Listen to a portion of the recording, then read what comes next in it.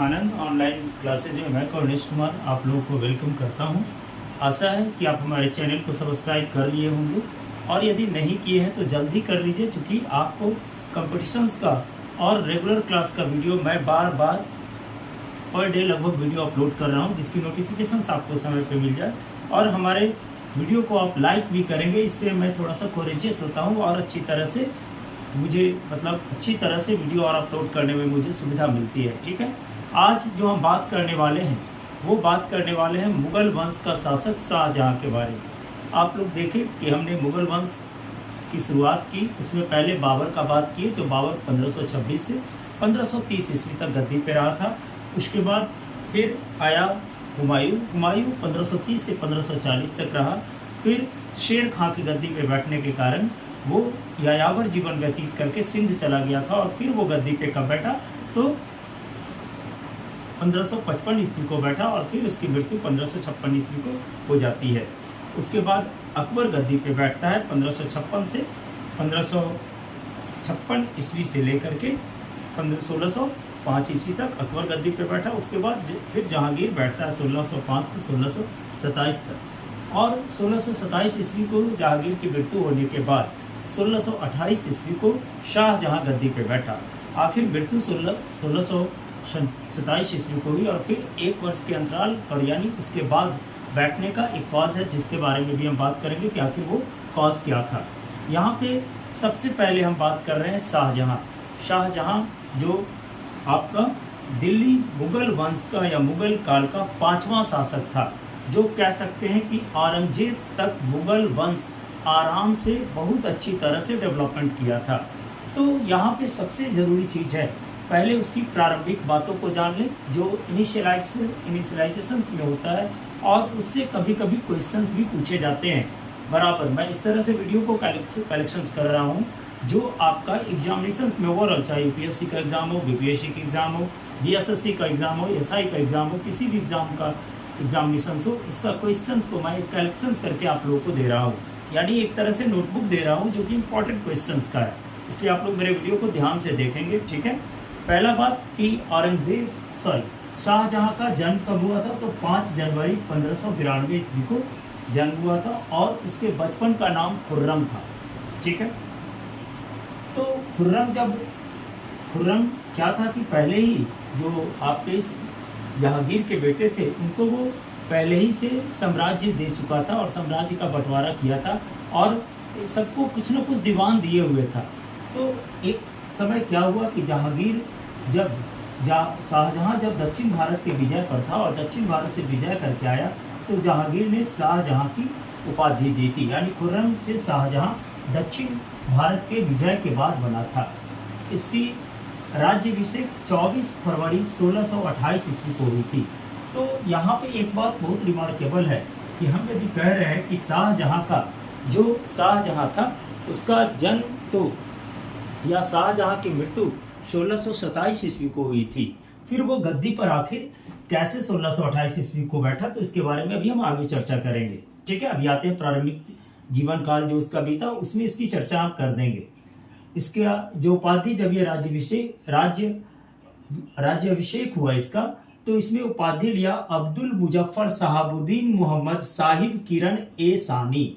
आप इसको याद करने के लिए, चूंकि क्वेश्चन जब भी आएगा आपको एग्जामिनेशन में तो एक ऑप्शनल टाइप का आएगा, तो आप ऐसे याद कर सकते हैं कि किरण ए शानी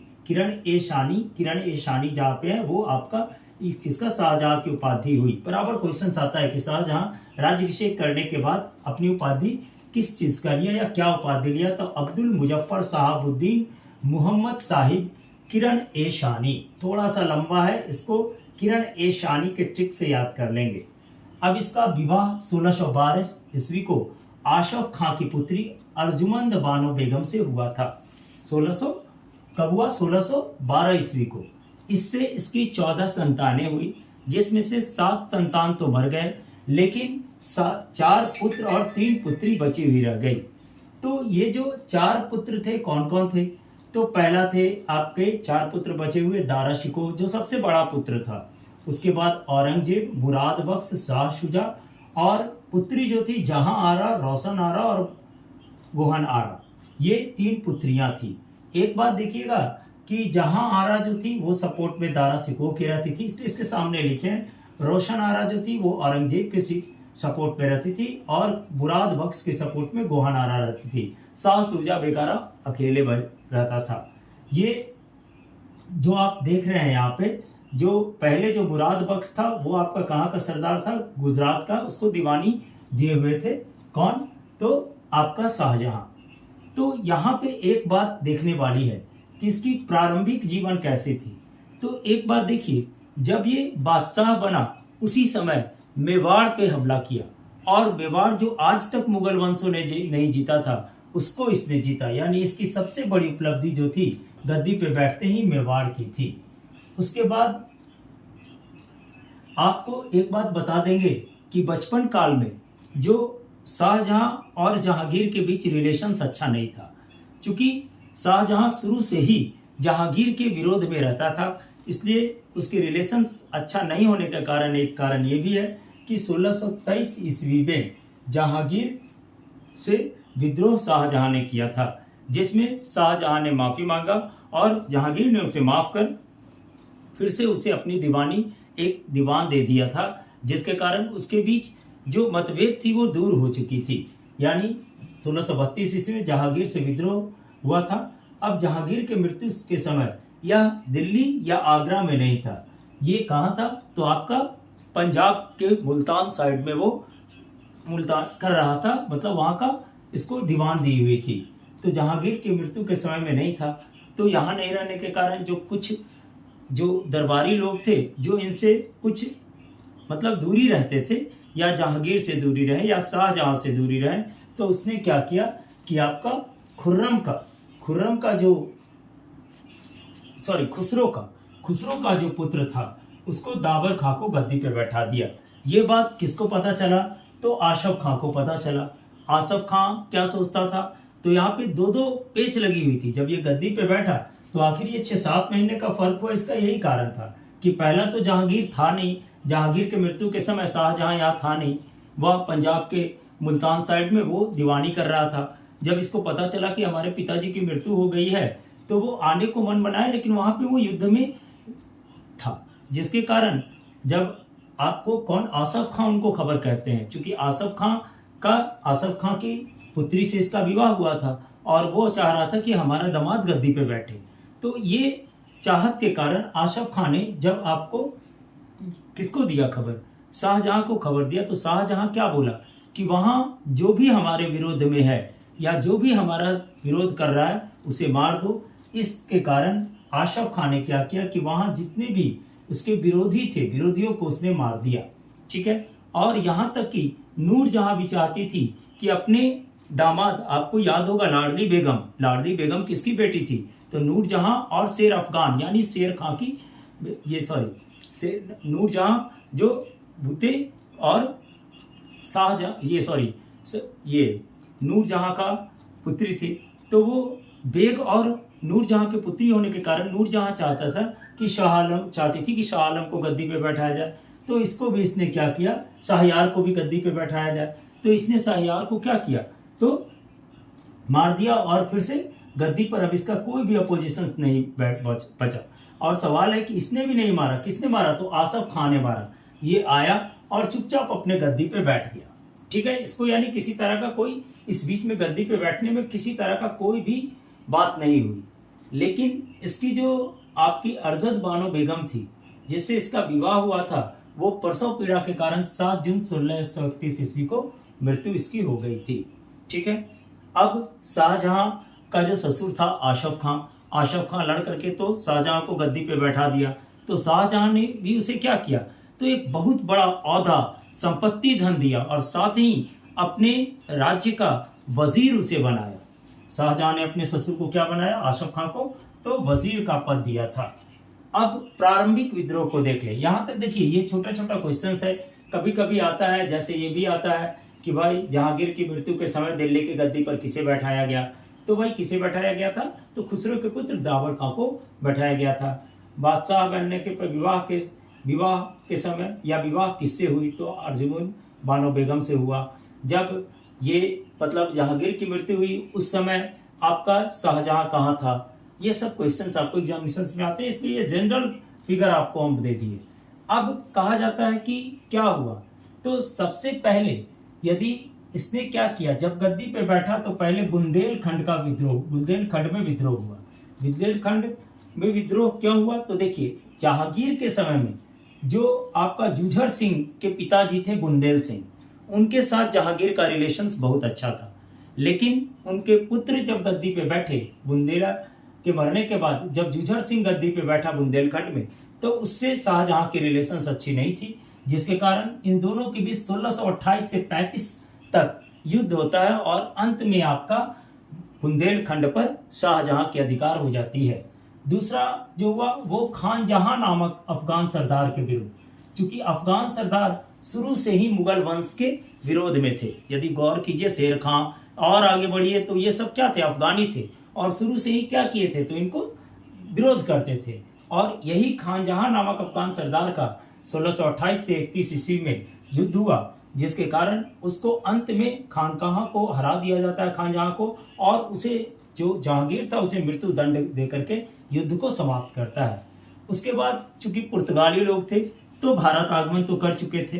अब वो भारत आए तो हमारे शासन पद्धति में भी हस्तक्षेप करने लगे, व्यापार में तो कर ही रहे थे, शासन पद्धति में भी हस्तक्षेप करने लगे, जो शाहजहां को अच्छा नहीं लगा। और शाहजहां का कुछ क्षेत्र जो था, जैसे सिंध का क्षेत्र था, ईरान का क्षेत्र, ईरान के लास्ट के बॉर्डर के क्षेत्र को जो इसने अपने में मिलाया था, उसको भी ये पुर्तगाली लोग अपने में करना चाह रहे थे, जिसके कारण पुर्तगालियों के साथ भी विद्रोह हुआ। और क्षमा मांगने के कारण पुर्तगालियों को क्या किया, शाहजहां ने माफी कर दिया और फिर से हुगली पर क्या हो गया, उसका अधिकार हो गया। क्योंकि हुगली क्या था, तो हुगली एक व्यापार का केंद्र था, जो सभी लोग चाहते थे कि उस पर कब्जा करें। और चूंकि उस पर कब्जा करने का मतलब पूरे भारत पे व्यापार करने का मीनिंग हो जाता था, और वही हुगली को फिर से क्या किया था, तो आपको शाहजहां ने क्या कर लिया था, तो अधिकार क्षेत्र में मिला लिया था। अब आप देखे होंगे कि गुरु अर्जुन देव की भी हत्या किया था जहांगीर ने, तो 5वें गुरु जी थे सिख के। ये तो थोड़ा बहुत मतलब मुगल वंश के प्रति तो हीन भावना सिखों के बीच थी।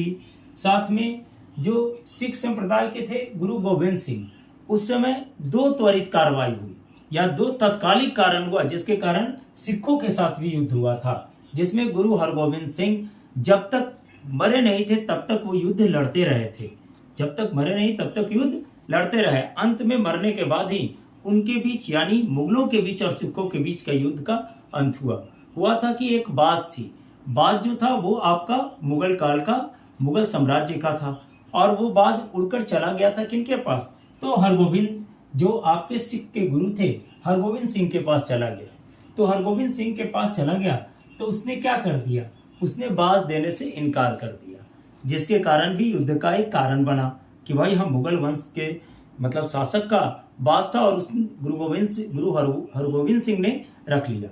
अब दूसरा लड़ाई था क्या कि जो अफगानी लोग थे वो घोड़े की चोरी करते थे मुगल के काल में, तो मुगल के 2 घोड़ों को चोरी करके और उन्होंने क्या किया था, तो सिखों के ये सिख संप्रदाय के जो गुरु थे हरगोविंद सिंह को दे दिया।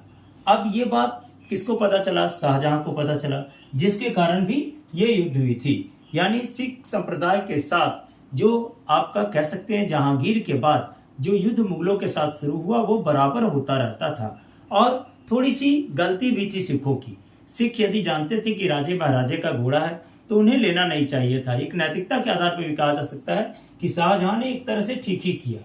अब साम्राज्य विस्तार, तो शाहजहां जो साम्राज्य विस्तार कर रहा था वो 2 भाग में किया, पहला दक्षिण भारत और दूसरा कांधार प्रदेश।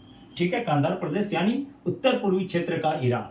तो पहला जो दक्षिण भारत में इसने क्या किया, अहमदनगर पे अटैक किया और 1629 से 36 ईस्वी में लड़ा, और अहमदनगर के शासक जो अफगानी थे उसको मौत दे करके वहां पे भी अपना झंडा बैठाया। यानी अब अहमदनगर तक क्या हो गई थी, तो मुगल वंश का क्षेत्र हो गया था।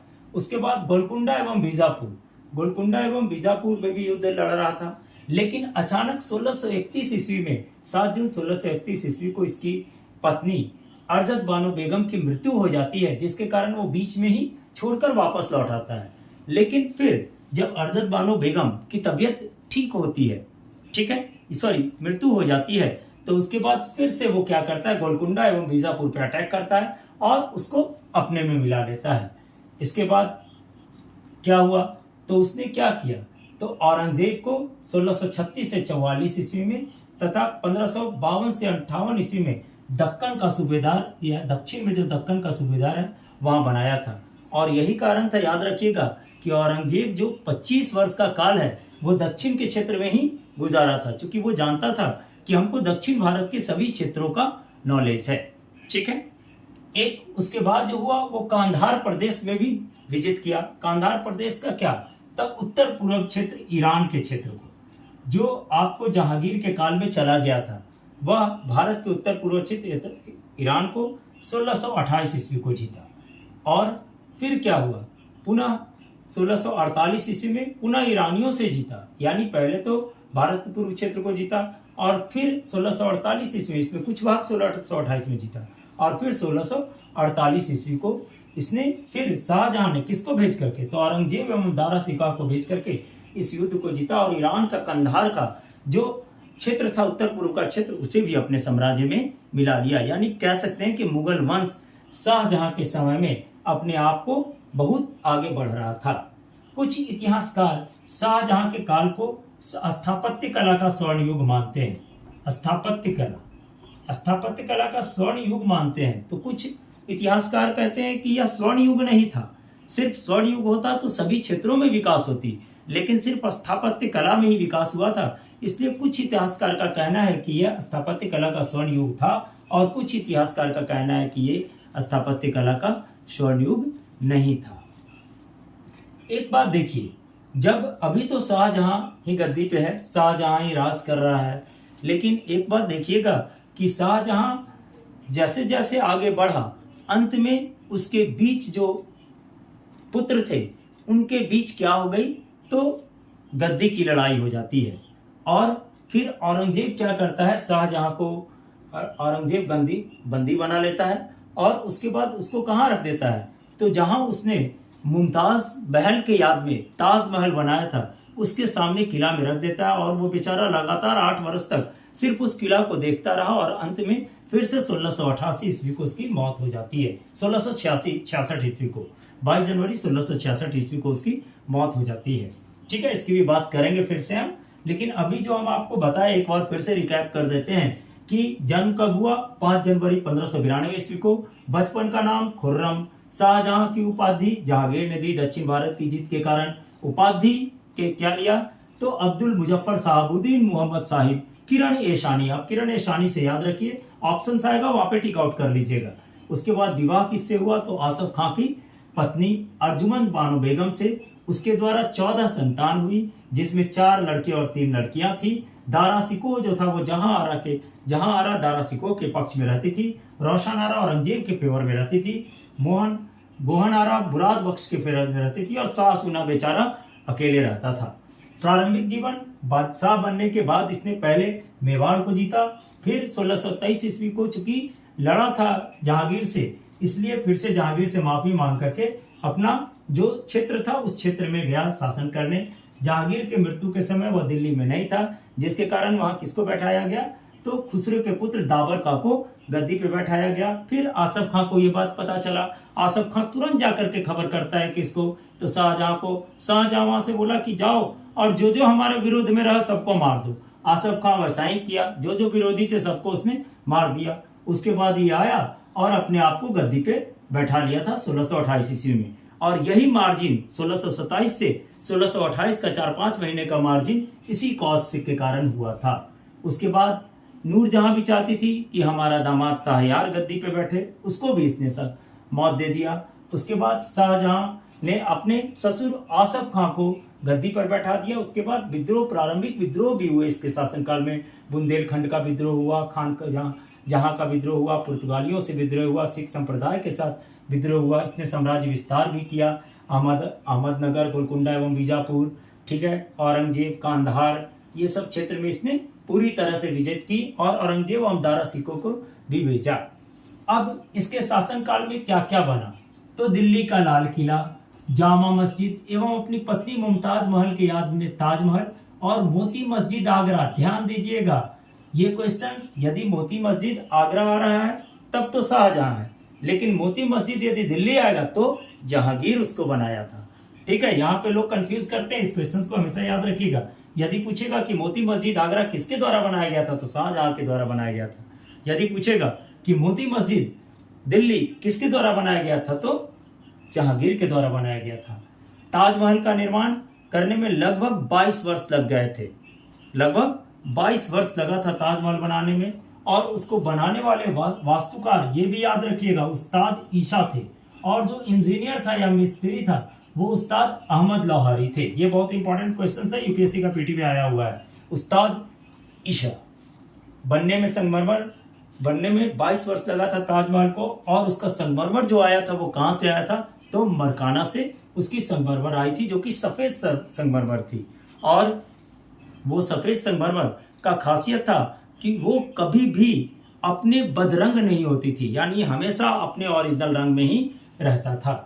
उसके बाद इसने एक शहर भी बनाया, जैसे शाहजहानाबाद शहर की स्थापना की, जो आज पुरानी दिल्ली के नाम से जाना जाता है। यानी शाहजहानाबाद शहर का जो स्थापना किया था, किसने किया था तो शाहजहां ने किया था। नाम से भी पता चल रहा है, थोड़ा सा ध्यान दीजिएगा। इसके बाद आगरा से इसने क्या किया तो राजधानी दिल्ली रखी। आगरा से राजधानी इसने दिल्ली रखा। ये भी क्वेश्चन आता है कि किस मुगल शासक ने आगरा से राजधानी दिल्ली की थी तो शाहजहां ने किया था। मयूर सिंहासन का निर्माण भी किसने किया था तो आपका शाहजहां के काल में हुआ था, जो क्या थे तो पे बादल खां के द्वारा किया गया था। एक बात देखिए, सिजदा एवं पैगोश एक प्रथा थी। सिजदा प्रथा क्या था तो घुटने के बल पे सलाम करने की प्रथा जो थी वो आपका क्या कहलाता था, सिजदा कहलाता था। और पैगोश जो था वो घुटने के बल पर जाकर के महाराजा के पैर को चूमना जो था वो पैगोश कहलाता था, जिसकी शुरुआत अकबर ने की थी।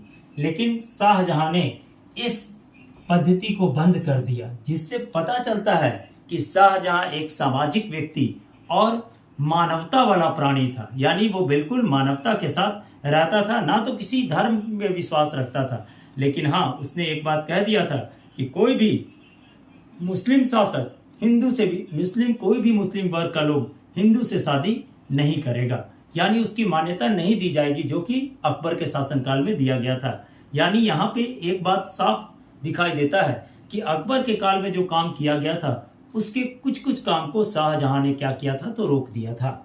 अब क्या हुआ कि भाई क्या किया गया तो अब शुरू हुआ, जब शाहजहां की तबीयत खराब हो गई तो उत्तराधिकारी का युद्ध हुआ। जो उत्तराधिकारी का युद्ध 1658 से 1659 ईस्वी तक चला। पहला जो था वो बहादुरपुर का युद्ध था, जो 1658 ईस्वी को दारा शिकोह एवं शाहजहां के बीच हुआ था, जिसमें दारा हारा था और शाहजहां की जीत हुई थी। उसके बाद मरघट का युद्ध दारा और औरंगजेब के बीच हुआ था, जिसमें एक बात याद रखिएगा कि दारा और औरंगजेब जब लड़ा तो उस समय क्या हुआ था तो मरघट के युद्ध में 1658 ईस्वी को दारा हार गया और औरंगजेब फिर से जीत गया। फिर एक बार थोड़ा सा और एनर्जी लेकर के फिर से सामूगढ़ का युद्ध किया, जिसमें पूरी तरह से दारा हार गया और औरंगजेब की जीत हुई। और औरंगजेब ने अपने पिता को 8 जून 1528 ईस्वी को बंदी बना लिया और उसे कहाँ ले जाकर के रखा तो उसे आपको ताजमहल के सामने, आगरे के ताजमहल के सामने एक किला में रखा गया, जहां से सुबह से शाम जो शाहजहां था वो क्या करता था तो ताजमहल को देखा करता था। और अंत में 74 वर्ष की आयु में 22 जनवरी 1966 ईस्वी को शाहजहां की मृत्यु हो जाती है। और उसके मृत्यु के बाद औरंगजेब, जो कह सकते हैं कि अंतिम शासक तो नहीं, लेकिन उत्थान के समय के अनुसार या उत्थान के अनुसार वो अंतिम शासक ही था। उसके बाद जो भी शासक हुए थे वो सब छोटे छोटे हुए थे। आप लोगों को ये टॉपिक्स तभी अच्छी तरह समझ में आएगा जब मेरा आप पहला वीडियो से देखिए, जैसे बाबर के समय से देखिए। जैसे मैंने बाबर का उत्थान बताया, कैसे मुगल वंश की उत्थान हुई, फिर बाबर कैसे गद्दी पे बैठा या बाबर कैसे मुगल वंश की स्थापना किया। उसके बाद फिर हुमायूं के शासनकाल को हम बांटे हैं। उसके बाद आपको अकबर आए, उसके बाद जहांगीर आए, उसके बाद आज शाहजहां, और नेक्स्ट वीडियो जो जाएगा वो मेरा आएगा औरंगजेब का।